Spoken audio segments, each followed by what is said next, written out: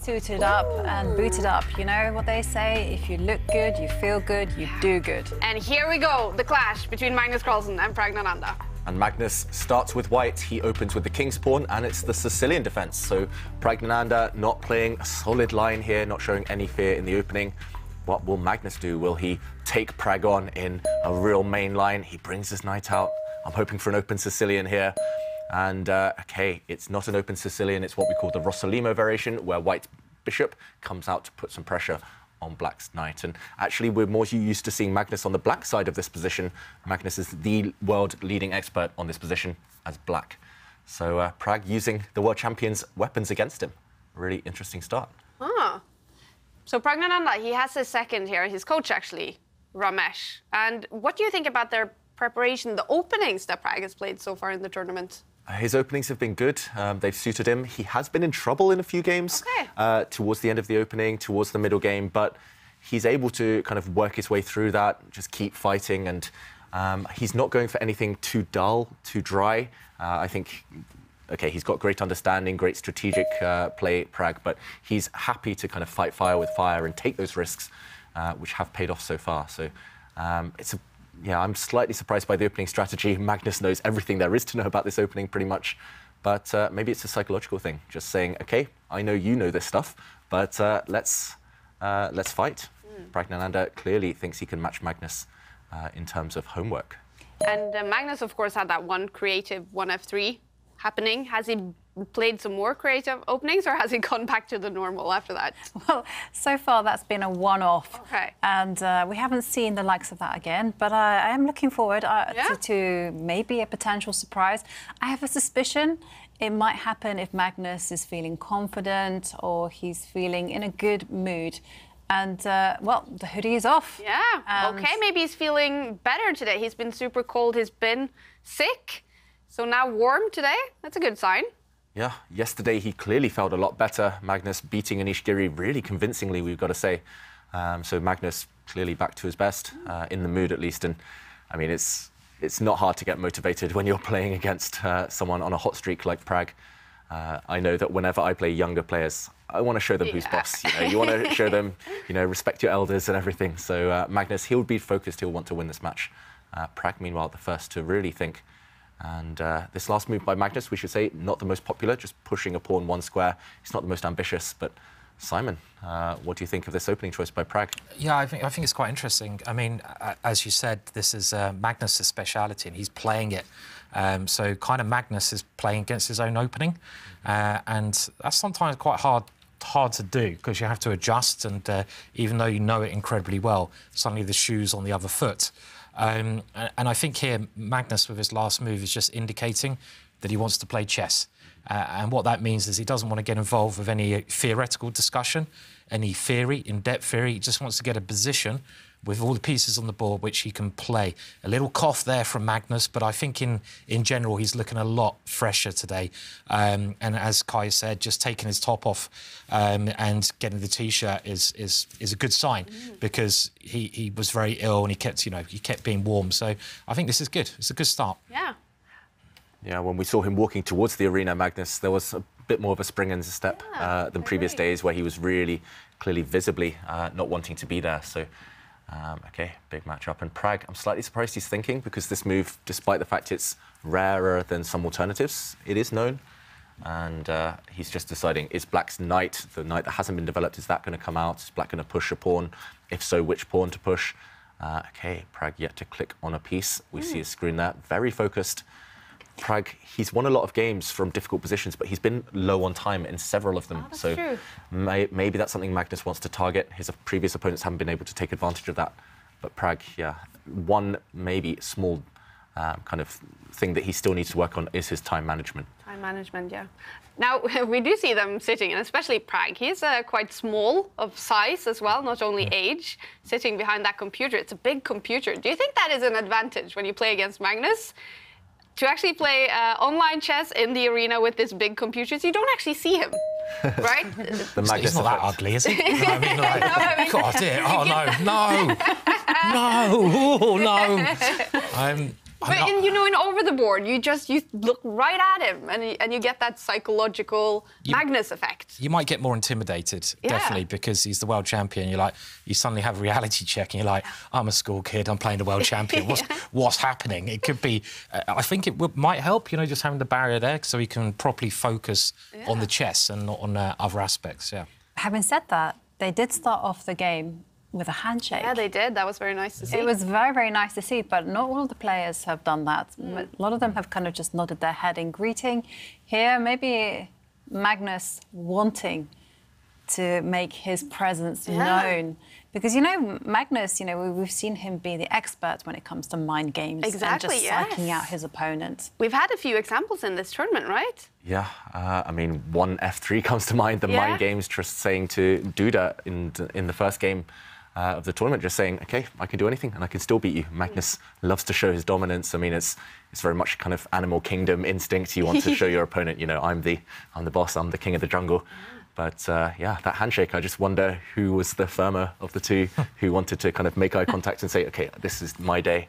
It's really a strange thing when you shake hands, because I always have this opinion, shaking hands with loads of chess players, and if they give you the wet fish, if they just put it out like that and they're like, they look the other way, you're like, right, I'm going to crush you now, because I want a proper handshake. I don't want them to, just literally dangle it there, so sweaty palm or something, and it's like, oh God. But if they give you a proper handshake, I think it's a bit more respectful in some ways. So that's just a little small thing about gentleman play, I guess. Yeah, so. It's a general rule, right? When you're applying for a job, for example, or you're meeting new people, firm handshake, everyone. There's the best way to introduce yourself. And eye contact. And eye contact. Yeah, I agree, and definitely don't crunch your opponent's hand. That's a bad sign. You need no fishes and no crunching. Yeah, it's somewhere in the middle. Just a firm handshake, and like David says, a smile and eye contact, and we see a trade.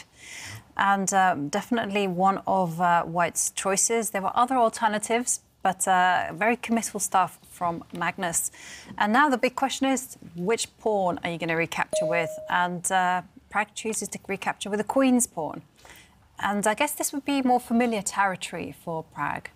He's playing like Magnus, isn't he? I mean, isn't this following the World Championships, Fabiano versus Magnus, this exact position, maybe? Yeah, pretty much. I think just maybe a small change in move order. And I think White was not committing the king so early in those games. But either way, this exact pawn structure, as you say, Simon, it happened in that 2018 World Championship match. This has been very deeply studied, clearly by Carlsen, but by a lot of top grandmasters. When I was young, I was playing this kind of bishop b5 opening very regularly, and it would pretty much always end up in this pawn structure. So, OK, here we go. Magnus as the expert, bringing his rook towards the centre. I'm slightly surprised to see that one. Usually we see White maybe develop a knight, bring a pawn out, at some point develop a dark square bishop, but Magnus just staying flexible. And he's gone for a slower game. That's noticeable, Magnus Carlsen. He's just gone for a slow, strategic approach. Pragg now, is he going to castle the black king? Is he going to move the black knight again? Lots and lots of choice. But that's interesting that both players, despite the fact it's a relatively known type of position, both players have invested a few minutes already. There's clearly a lot of mutual respect, and clearly both players just trying to figure out what type of pawn structure they want, what type of position they want. Pragg does keep his king safe now by castling. Yeah, I'm kind of a bit intrigued by this rook move that Magnus has played, because whenever I played this opening with the white pieces, I mean, it was a long, long time ago, but I kept that rook on its original square just because I was preparing a pawn break. And now, well, I'm curious to see what kind of plan he has. Is it to push his king's pawn one square further, or does he have anything else up his sleeve? Yeah, I think that's the idea. Jovanka is very concrete. So, as you mentioned, White's pawn can go further, but normally Black wants to stop that. Black can't push his pawn in the centre right now because it just gets captured. It's not a safe pawn push, but if Black prepares it, the usual move here is actually to retreat the knight. But then, before you allow Black to stake a claim in the centre, I think Magnus's idea is to push forward. So that's why he's positioned his rook here, his knight here. He wants to start attacking by pushing forward. And Pragg has just tried to initiate a similar idea, bringing his queen to the side, trying to cover this square. It's all about whether Black can push forward. If White pushes forward now, then at least the Black knight gets a nice square in the centre of the board. So just some small strategy, and Magnus has done it. We're going to see this pawn maybe trying to kind of cut the board in half, and Magnus is going to try later to start attacking the Black King. Let's go back to the players. It's already heating up after this last move. Yeah, I'm a major fan, as you know, from some of the other rounds of getting the pawn, the white pawn that Magnus has got to that square in general, because normally when you get the pawn there, it indicates that white is going to go for a kingside attack, because you take away that knight from its defensive role around the Black King. It has to move away from the king. And as David said, you can start attacking those dark squares generally by bringing out your dark square bishop, getting the queen maybe tucked in behind it and things like that. So, of course, very early days, but I kind of like what Magnus has done so far. It makes a lot of sense to me, finishing his development now. Mm-hmm. Yep, so a nice move there, just bringing his knight forward. The knight might be destined for the centre, it might be destined for this side of the board. Lots of flexibility for white. Let's go back to the players. It's, yeah, I'm very optimistic now that we're going to see a full-blooded fight. Hey. Yep. And, what kind of styles are up against each other here? Magnus, universal style. He can play any type of position. More known maybe for his endgames, but yeah, he can do anything. Pragg, very, very good in the endgame for someone so young. He's maybe the exception to the rule. Normally, youngsters, they hate the endgames. They want to win by checkmate. They just go for the attack. Pragg, he's happy to just grind people down. Even when he was 12 years old, he was already a grandmaster, but he beat me in an endgame. I just assumed I'd swap the pieces off, grind him down, use my superior understanding, but nope, it didn't work. He's always been very good at the endgame, but lately he's become sharper. I think that's something he's working on with Ramesh, slightly more dynamic, slightly more aggressive. So he's trying to kind of become the universal player that Magnus is. Well, maybe we should bring up the aim chess stats, because we do have the aim chess stats that sort of measures online, all the online games. And one of the factors is actually end games. Oh, wow, look at that. He's much better than Magnus in the end game, according to the aim chess stats. Yeah, we should mention that these aim chess stats for Magnus, they're based on the Meltwater Champions Chess Tour, but Pragg, last year, he also played on the Julius Baer Challengers Tour, so he played slightly lower opposition in some of these games. That's why he won 71% of his endgames, but nevertheless, those are impressive stats. And, yeah, also advantage capitalization, very, very high for Pragg. Meaning, what is advantage capitalization? So when the evaluation bar gives you a decent advantage, a decisive advantage, he wins those games more often than not. And, yeah, even more ruthless there than Magnus. But I don't think anyone can claim that he's better than Magnus in the ending. I'm sorry, but you can't claim that. You can't say this 16-year-old is better in the endgame than the world champion. Very, very good. Yeah. He's very good, but he's not better than Magnus. So like David said, based on games against lower-rated players for Pragg than for Magnus. But the point still being that at a very young age, he is extremely good in the endgame. Yeah, he absolutely is. And as those statistics showed, you know, on the Julius Baer Chess Challenge, you know, he won 71% of the endgame. Wow. So that's a very, very impressive statistic. So, I mean, also, he's such a hard worker. I mean, he's been playing chess and studying chess most of his life, and his whole life at the present moment is revolving around the game. You know, he's studying almost full-time, although he does attend school, as he told me. Exactly, because we do have, and this is interesting, you guys, the next chess talk with Jovanka will be released tomorrow, and it is an in-depth talk with young Praggnanandhaa. Super interesting. That will be released to all Chess24 premium members tomorrow on chess24.com, and collection already. The chess talk with Liam Le is out there. But tomorrow, Praggnanandhaa, that's going to be interesting. Yeah, it definitely is, you know, because you kind of get an insight into what drives Praggnanandhaa, what his life is like, you know, because we're all kind of curious, what is his life? You know, what was it like during COVID times? What was it like on the road? And what does he do with every single part of his day? And he gives a very frank and honest answer. And, yeah, we see why he's so good, basically. And, yeah, I liked what he responded when I asked him what his favourites, because I was a bit shocked to find out he was still at school.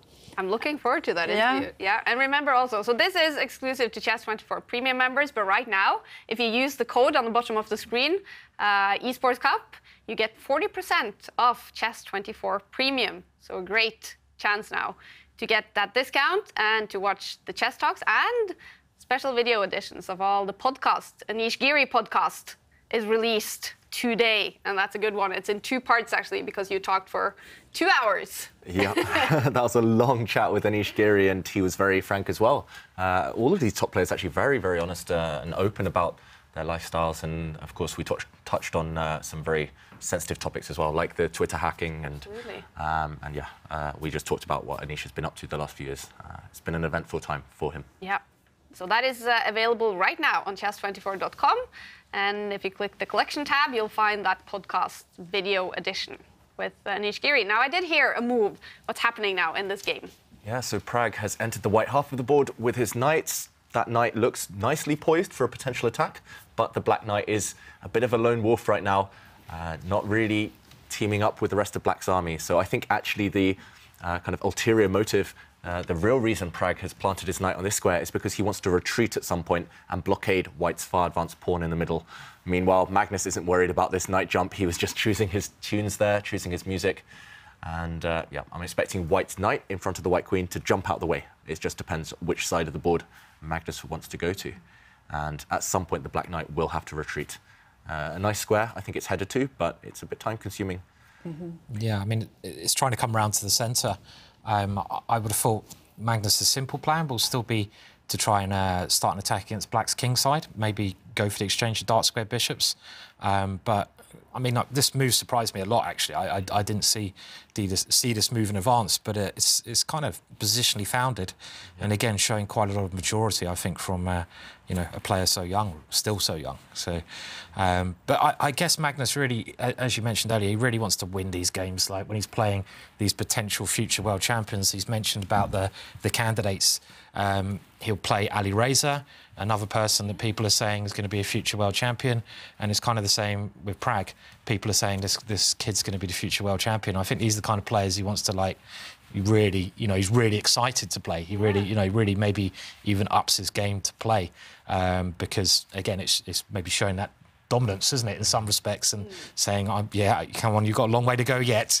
So I think he's going to be really up for this one. Yeah. Well, is there, so we talk about, he's only 16, and we talk about him as a future world champion. Has there been players around that age that people have said, oh, he's going to be a future world champion, that sort of haven't lived up to it, maybe yet, or in history? Well, they've all become great players. I mean, but one name that springs to mind is Timur Radjabov. You know, he became a grandmaster very quickly, defeated Garry Kasparov at I think 16 years old, and everyone kind of billed him as the next world champion. But he didn't manage that. I mean, OK, he has now. Actually, he's going to play the candidate. He's going to play the candidate. Yeah, that's true. So, of course, he can still manage it. But, I mean, obviously, he's still an incredibly strong grandmaster. And there are a few people who just, they get to the top 10, but don't quite take it to the next level. Oh, speaking of candidates, something else that happened recently. Ding Liren. I think he is now qualified to take that spot from Sergei Karyakin, who is banned by FIDE. Yeah, I think Karyakin is launching an appeal, or the Russian Federation is launching an appeal on his behalf, but assuming that the kind of ban doesn't get overturned, it looks like Ding is in. He's played the sufficient number of games he needed to play. I think it was 26 games in a month. Wow. And I think he's played 28 games in the last month or so. It's just, I mean, he's been on the rampage. And we're not talking rapid games. No, classical games, long games. Wow. Some of his games lasting 5-6 hours. And so it was kind of manufactured that he got into the candidates, basically. Is it controversial, would you say? It's a bit controversial, yes, yeah. I mean, but it's within the rules. Yeah. I mean, he should be there, really, because he's one of the strongest players. He deserves to be there. He is now world number 2, right? And, yeah, exactly. He certainly is now after all these games. Yeah, I'm surprised he didn't overtake Magnus, to be totally honest. But he... That would have been controversial, I guess, then. Yeah, I mean, it would have been. But, I mean, he should be there because he's one of the best players. It's just how he got there was a little bit strange, I think it's fair to say. China organised, the Chinese Chess Federation organised some sort of marathon tournament for him to play those 27 games. Yeah, I mean, me and David are planning something similar, actually. We're going to start the day after this tournament, and in 2 years' time, when you beat me 200-0, he'll be world number 2. So, let's do it. I mean, it was very strange.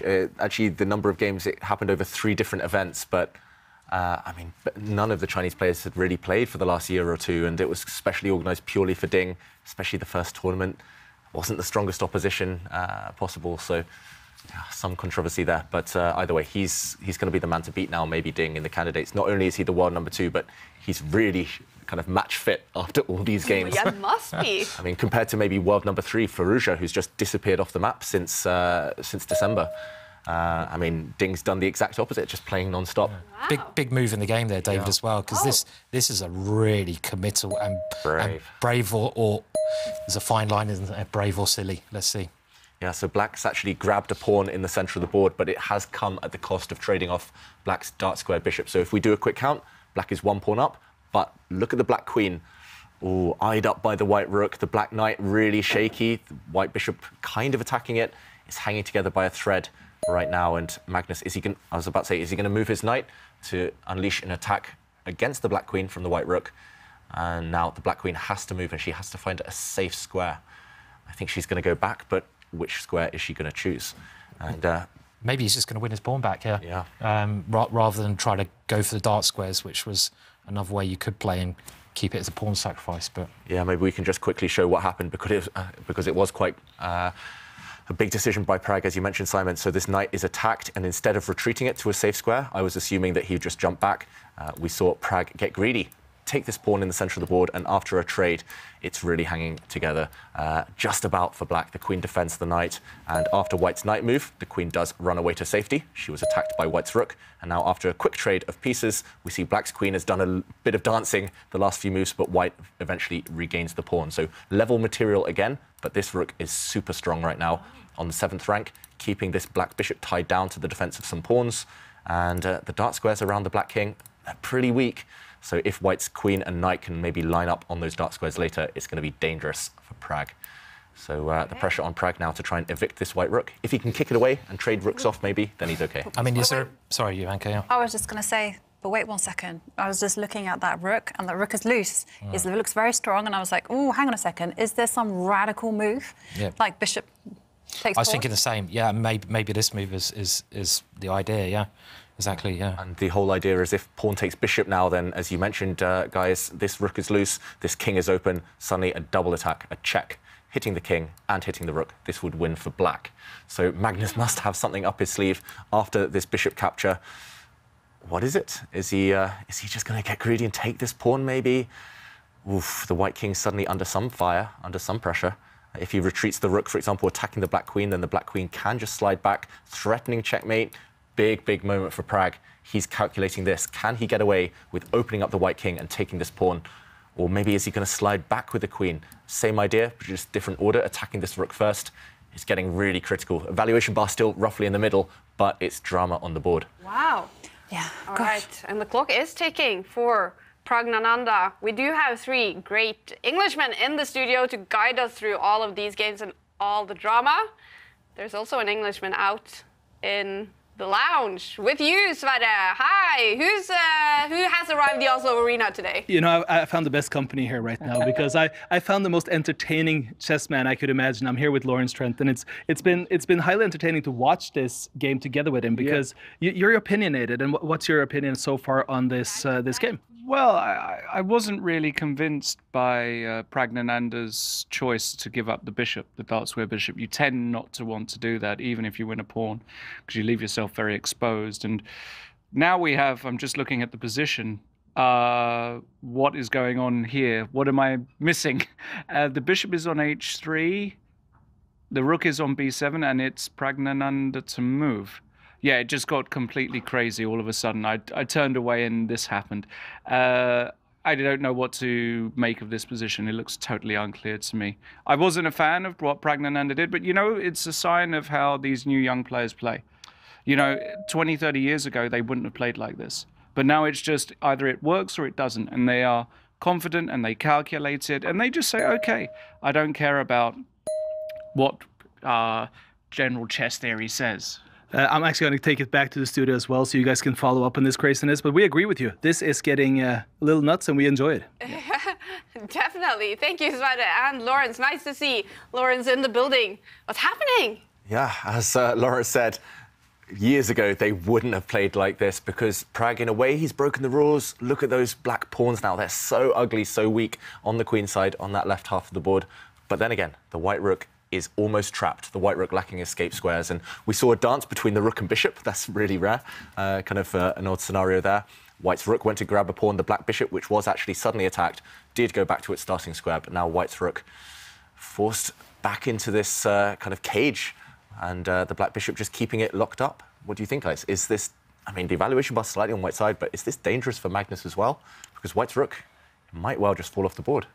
Yeah, I mean, I would have thought here that if the queens come off the board, Magnus will just win. It's as simple as that in a safe way, because it's quite clear what's going on here. I think that white rook is the one thing that's Magnus's problem. If that rook could come back to, you know, into white's half of the board, I'm pretty sure Magnus is just doing incredibly well. Look at black's pawns on the queen side. We talked about these weaknesses yesterday, and they're just ugly. You've got double pawns, you've got what we call isolated pawns, Ari no mates or Alice no mates over there, you know, all on its own. So this is why Magnus is now playing this move. He'd love to exchange queens, and Pragg will certainly not allow that. Can he get that rook? If he can get that rook, it's a different ball game. Yeah, it's exactly what you said, Simon. A queen trade is going to favour white massively, so Pragg should not trade the queens off right now. Yeah, but it's also a sneaky move that Magnus has played, because, yeah, you know, it is offering a queen trade, but, you know, I'm pretty sure that that queen, at the right moment, has some devilish intentions to plant herself on the h6 square. And if she gets there and she's joined by a knight, well, there might be trouble ahead. And the queen sidesteps and covers that square. Also clever defense by Praggnanandhaa, because he attacks the rook at the same time. So this is setting up to be an absolutely thrilling game. And as always, you know, it's not just us enjoying the fun and games in the studio, but, you know, we also want everyone at home to be part of this.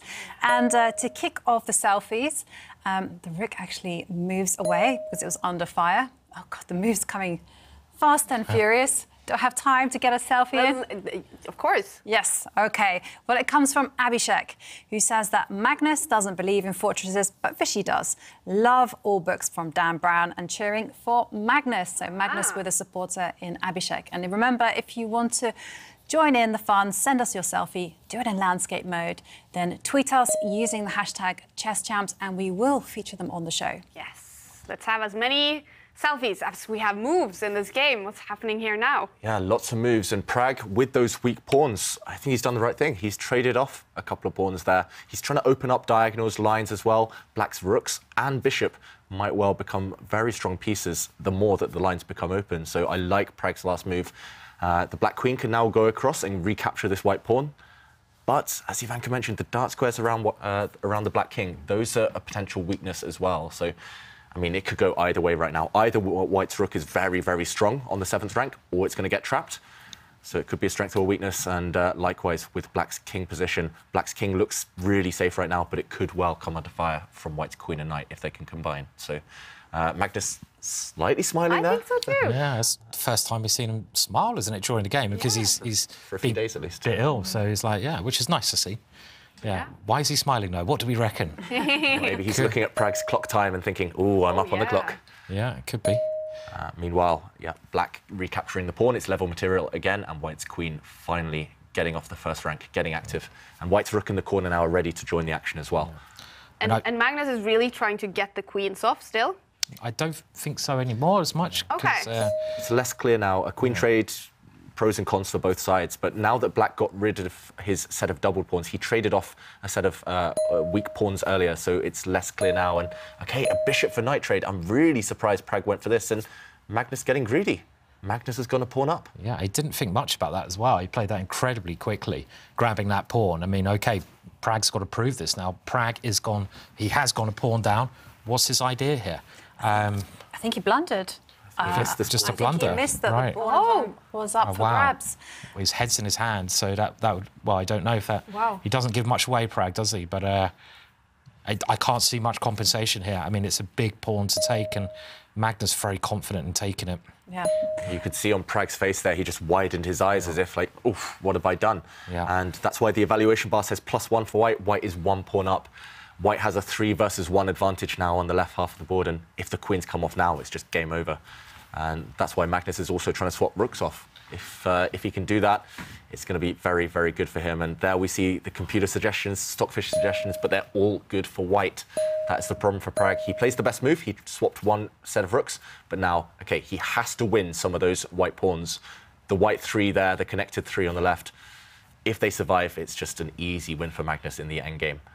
We saw endgame stats, but if you're a pawn up, it's relatively simple, especially if all your pawns are connected. So Pragg desperately trying to win some of those pawns with his queen, but Magnus, he can block this attack with one of his pawns. He can drop his queen back to defend.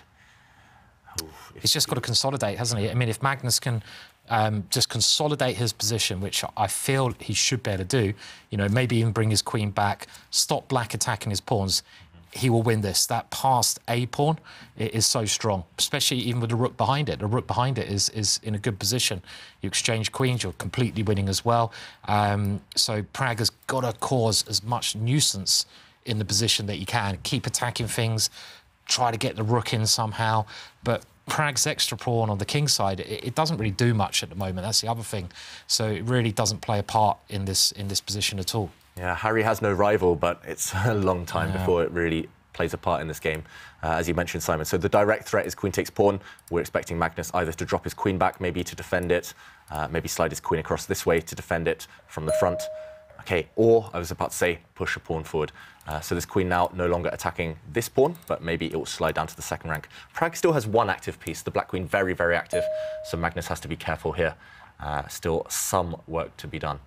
It's all about this pawn, though, long term. Watch out for Alice, the A pawn, just running up the board and promoting later. I mean, even pushing it now is not completely stupid and going queen A3, but you don't want to lose the pawn back if you can help it. Because a rook behind the pawn is incredible. It's the best place to have your rook. And this kind of ending is probably just winning for white. Yeah.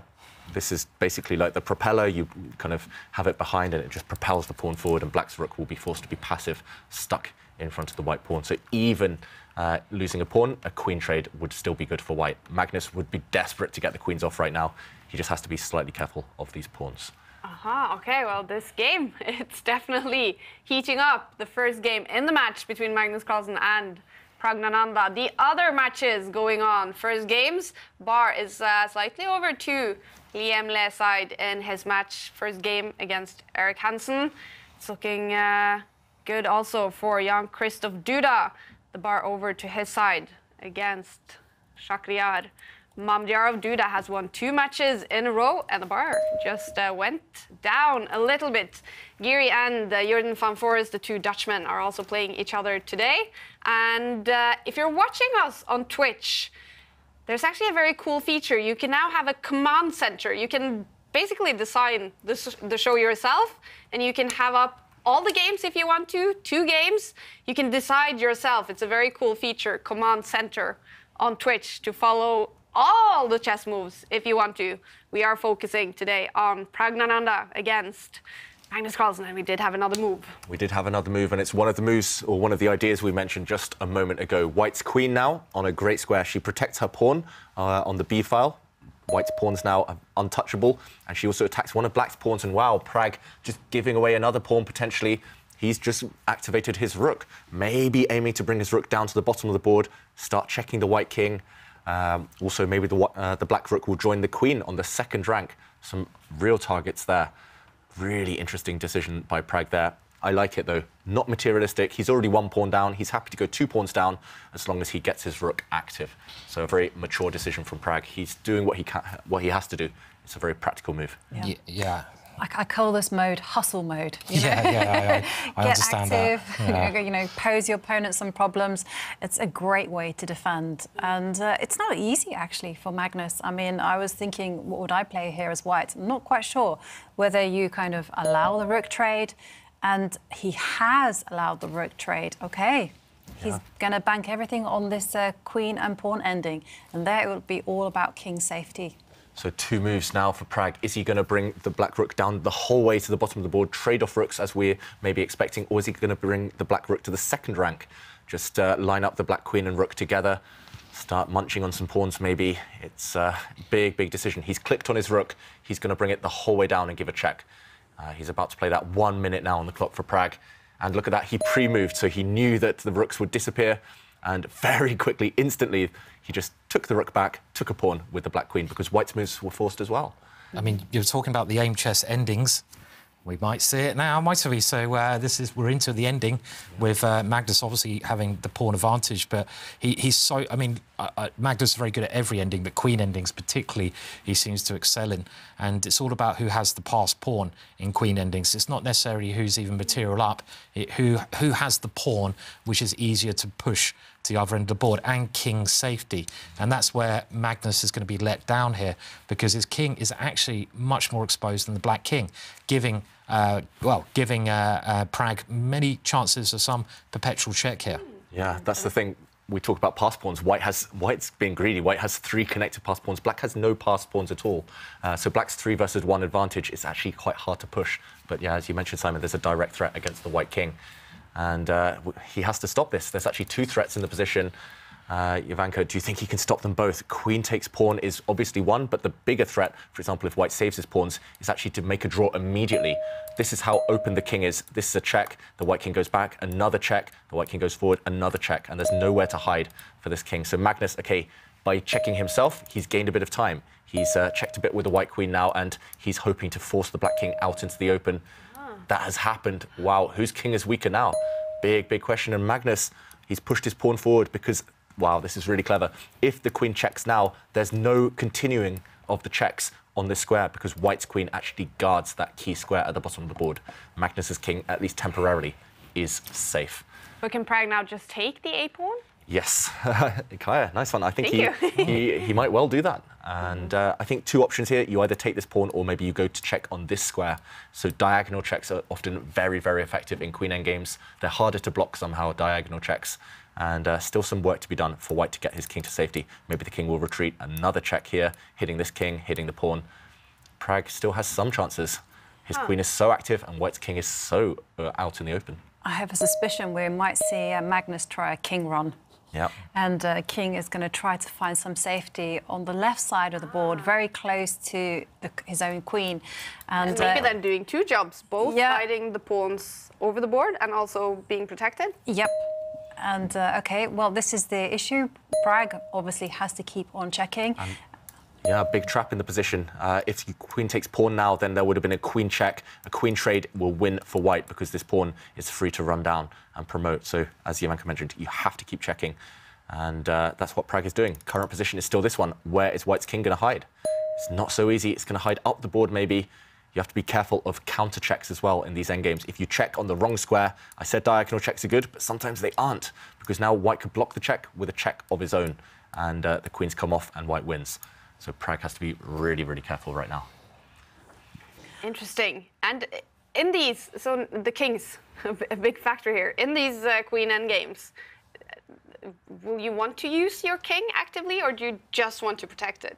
Active is good, as long as you can block the checks later. So white's king, if he could pick up his own king, Magnus, and kind of put it on the left side with all his pawns, then actually not only is the king active, but it has shelter. And, ooh, Pragg retreating the black king.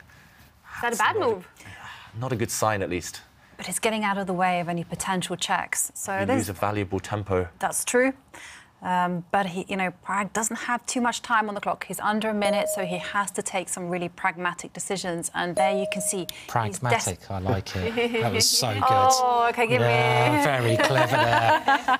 Of course you meant to say it. No, I didn't. Pragmatic Pragg. I mean, that was sharp. Yeah, good stuff. You must have prepared that before. No, I didn't, actually. Yeah, OK, sorry. Don't say sorry. It was a very practical decision. Oh. Oh, dear. Here we go. In practice. You don't say this one very often. Practice? Oh, yeah. It works. Yeah, it kind of works. Yeah. OK, so 4 minutes plays 1 minute. Magnus also with the pawn advantage. Oh, it feels like he should win this one. I just remember so many examples off the top of my head of Magnus winning endgames like this. There was also a very similar endgame to this in the World Championship match that Magnus won against Nepomniachtchi. That one was even more simple. He had even more extra pawns.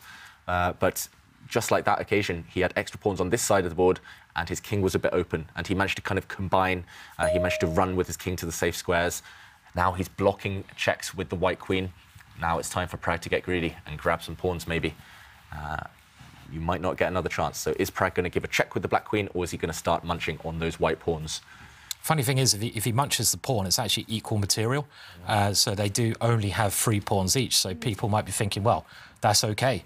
But again, it comes down to the passed pawns, and white's pawns are so much further advanced and they're not obstructed at all. All the black's pawns are actually obstructed by this one little guy, and also the king. So this is the real danger in the position. But he has grabbed the pawn, and now Magnus is going to improve his queen. And the winning idea is to sort of improve your queen and then push the pawn, get out of the checks, and keep repeating that process.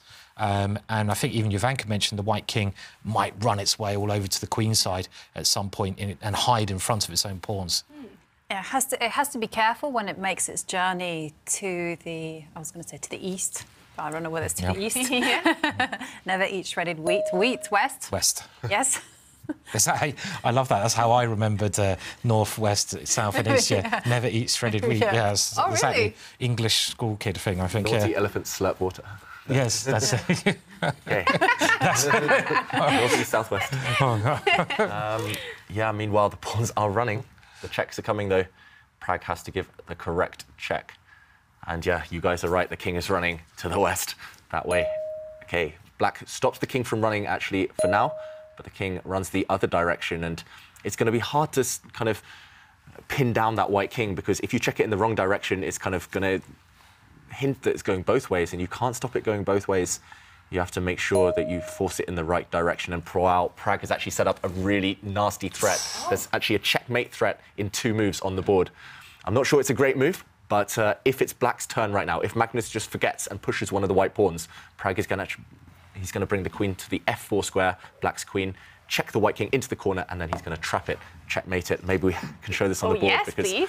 Checkmate does end the game, and this is why you always have to remember your opponent's ideas. Black has just pushed his pawn. If white gets greedy, gets too ambitious and pushes his pawns forward, this is a check. The king is forced into the corner, and then checkmate. The king is trapped on its own. And Magnus actually stops that. This is why I wasn't sure it's a good move. He takes a pawn and covers the key square. Black's queen can't use this square to check. But where does he put his king now? He can still fall into it. That would be, I mean, you know, it has been seen before by strong players. Yeah, you've got to be really careful of putting the king on the wrong square. This would not be good. You can't put your king this way either, because you walk into a skewer when the king moves. The white queen drops next move. So yeah, where's Magnus going? Is he going this way, or is he going up the board? Up the board is really, really brave, but maybe best. But it might allow a check. Okay, on grabbing which a square? pawn with grabbing the pawn with a check. Wow, yeah, this pawn drops. You're right, Jovanka, checking this direction and also getting rid of all of white's pawns on this left side of the board. This would force a draw immediately. So how does he get out of this? This is Process of elimination. He has to step back. Yeah. This is oh no, he can block with his queen. He found the best move. As we see Stockfish there, he had to block with the white queen to win this one. Wasn't obvious, but Magnus still has the advantage. The only move to save his advantage there. Let's go back to the players, because it's yeah, really heating up. Pragg defending like a tiger here. And now it's all about the A pawn then for Magnus. Yes, it's all about that one lone remaining pawn. Either Alice is going to become a queen, or Pragg will save the game. Yeah. I mean, it's so tense. And these queen endings are actually incredibly complicated. And like you say, it's all about promoting those passed pawns. And at the same time, you've got to simultaneously make sure that your king always has a safe place to hide, or a journey it can take without getting checked into perpetuity. Just trying out a word from Bridget Jones. And yeah, really key moment again. Magnus has to be really careful. You don't want to put your king on the wrong square, otherwise you walk into checkmate. Also, you can't block with the white queen now, because black's queen will go back and pick up that white A pawn. So you can't block anymore. You have to run away. But where do you run to? Oh, is it a draw? It's not easy now. I think you have to go, I was going to say, either up the board or slightly towards the centre, but both had their downfalls there. Be incredible if he draws this. I mean, you know, he's really been struggling here, and maybe he is proving his endgame skills are just up there, because defending endings is, I think, much harder than actually winning them. And he's given it a really good go here. That being said, 10 seconds. 10 seconds, yeah. Yeah, it's easy to go wrong, and the queen gives a check. And I'm wondering, OK, Magnus still has to be incredibly careful where he puts the king. If he puts it on the wrong square, anywhere along the H line, he's going to get checkmated. So that's why he grabs a pawn. He eliminates one of black's attackers, actually, that black pawn. But now, suddenly, it's going to be OK, I was going to say maybe one pawn versus one pawn, but no, there's a trap in the position. If Pragg gets greedy here and captures this white pawn on the g2 square, white will give a check. Any trade of queens will win for white because white's remaining a pawn will promote. So Pragg has to be really careful. He has to keep checking. In 9 seconds, he made that move. Yeah, but it's good slipping sign. away. I mean, he's doing a brilliant job, but I mean, it is Magnus Carlsen. He's still a pawn down in a short time. This cross-check you mentioned here, where you meet a check with a check to exchange queens, is again a very common tactic in these endings to get the queens off the board. Well worth looking out for. How does Magnus now push the pawn? Because this is the problem. Magnus has got to push the pawn and guard his king from any perpetual checks, which will result in a draw. Yeah, and actually, just a couple of months ago, I had a very similar endgame against Niels Grandelius, where I was on the defensive side, and just like Pragg, I was on a few seconds every time, and you just have to go for these checks every turn. You just have to hope that your opponent walks into them, and what a move by Magnus. Yeah, crazy move. Stopping any checks. Black's queen was actually threatening to come down and check the white king from behind on the H line. That's been blocked, and if Black's queen comes down and takes this white pawn that has just moved, White's queen will shuffle across with a check and trade queens. Sorry, I'm saying that because he made that move with 2 seconds to spare. Yeah. That's incredible. If the position doesn't beat him, the clock might do. Yeah. Yeah, I mean, G3 was such a nasty move to face because, again, in these situations where you're short of time, it's easier to react to forcing moves. If you're checked, you move your king. But if your opponent plays a quiet move like Magnus did, you're like, hang on a minute, I'm not prepared for this, what do I play? And he found this move, probably a very good move, trying to bring the queen into the corner and keep those checks coming. I'm just looking at the camera, I'm just looking at Pragg sitting there in his chair. He looks so calm. Yeah. Living on the edge. Both players look very calm. And, wow, OK, Pragg just lifting his king up the board there. So still not easy for White's king to find safety. The black queen has some ideas of checking. OK, Magnus gains a bit of time as well by forcing the black king away, centralising the white queen. This is what Magnus is so good at, putting his queen on one of the 4 central squares. He's maybe the best queen endgame player I've ever seen, just because he finds ways to do that, but gains time in the process. And the white queen on this square, not only will she guard the white king from checks on the dark squares, but she will also kind of threaten checks herself. So right now, I'm expecting Magnus at some point to start trying to bring the white king over to that side of the board to support its pawn. It's not an easy journey. It's kind of full of traps. It's a bit of a maze, but if White's king can somehow eventually start walking over to kind of help Alice the a-pawn out, then Magnus should win. I mean, I think it's a good rule in these positions, like if you're trying to advance to, well, I was going to say, keep your queen in the middle of the board, which Magnus, well, he's keeping in that area, because queen in the middle of the board, it controls so many squares, and that's just a good rule. And he's put it on another square in the middle of the board, and this also makes sense because now he's got options to bring the queen zooming over in front of the white pawn and one square where the white pawn can guard it. So, again, yeah, like you said, David, very clever play with the queen here. Yeah, and Pragg also doing a very good thing, actually. One thing the elevation bar not liking it, but one thing I was going to say I've learned from queen endgames is the defending side should always put the king in the corner. Put your own king near the corner, just in case there are stalemate ideas. You don't want your own king out in the open where it can get checked from every angle, every direction. You want your own king in the corner. So Pragg, he's put the black king as close to that corner square as possible, just in case, and it's up to Magnus again to find that winning plan. And Magnus now under 30 seconds on the clock, and he will be looking at all the checks, trying to find a great kind of check that will potentially swap off queens. If he's not doing that, then obviously he needs to get his king to safety. Okay, he moves his queen forward, offering a trade. Yeah, this is quite logical, isn't it? Because now the white king can make a long journey all the way to the left, I feel, and it's going that way because you can hide now in front of the queen and the pawn, so you've got 2 shields there. It doesn't really matter about your pawn, which black can now take. That is an irrelevant pawn because the white pawn, it's all about can white queen that one. It's far advanced, and I think this plan, I really like this plan now. It's looking so good for Magnus, that king simply going to the left-hand side of the board, hiding and then pushing. Yeah, and this is almost identical now to my game against Niels Grandelius, except White's pawn disappeared in that game, and as black, I had another pawn guarding the black king. How'd you get on? It was a draw, but even that was shaky. So that was a much better version of this endgame for Pragg, and I managed to hold it. But this one isn't possible to hold, and Wow, Magnus, what a move. He's given up Alice the A-pawn because white can go for checkmate if black now gets greedy and captures that pawn. That's incredible. I mean, we have to show this. You have to show it, yeah. It's an amazing idea from Magnus Carlsen here.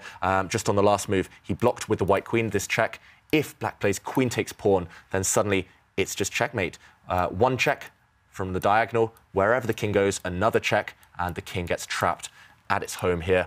And this one would have won the game, so that's why Pragg couldn't grab the pawn. Instead, if we catch up with the current position, this guy is just going to win now. It's a matter of time. Magnus dancing with his king towards that pawn. The king is just going to zigzag its way to support its push to the promotion square. Great technique. It looks like Pragg, he's defended. He's done everything he could, but Magnus just too strong. And it's a matter of time before this pawn pushes forward.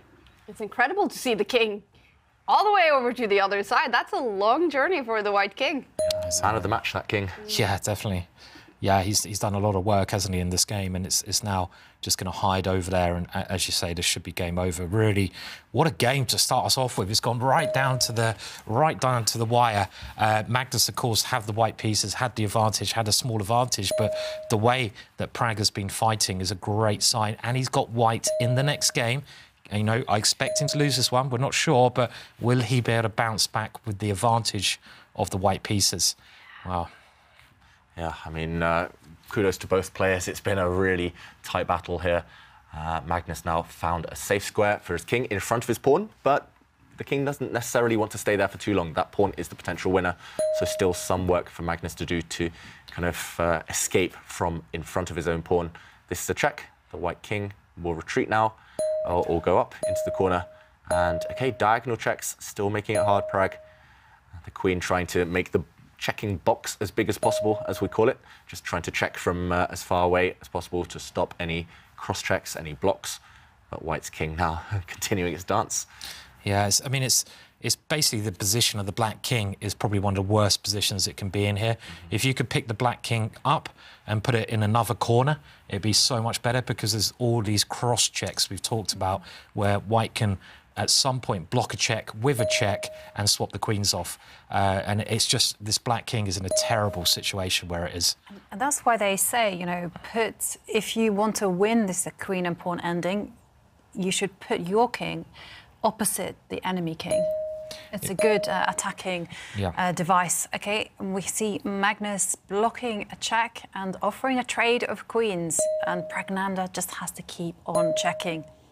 Yeah. OK, white's gone in front of his own pawn again, and now once more you cannot take white's pawn. The pawn next to black's queen is poisoned. If you take that pawn, white's queen will actually go up to the top of the board and trade off the queens. You really have to be so careful where you put your own queen. Magnus continues to set these traps for his young opponent, and OK, just a kind of waiting move there by Pragg. You guys are right. If those two pawns didn't exist on the right half of the board, if black's king was down in the bottom right corner maybe, this is the best place to have it, in the bottom right corner. I remember trying to defend this ending without those pawns, and if the black king can get out the way, you can keep checking. But the problem here is, for example, even now, if black checks the king next to the king, you do this cross thing. OK, so he's trying to get his king out to a better square. He's still being really resourceful to just stay alive. You certainly should not resign this position, because you've always got a chance of getting a perpetual. Why resign when you've got any chance at all? That'd be crazy, especially with the time situation. Yeah. And meanwhile, the evaluation bar has shot up, so that means white can probably make a new queen by force. I'm expecting white's pawn to push forward here. Magnus just checking that doesn't box in the white king, for example, but it looks fine. You can push your white pawn forward. I don't think black has sufficient checks available now. Again, you have to be really careful. White's queen can block any potential checks here, and when the white king gets a moment to start running out of kind of way of its own pawn, as we go now, the white pawn will soon promote. Yeah, and I think the queen was going to, the king, sorry, is going to hide itself on the 8th row, on the C8 square. And it's got to that square, and this is where, yeah, again, I mean, they're going to run out of checks there.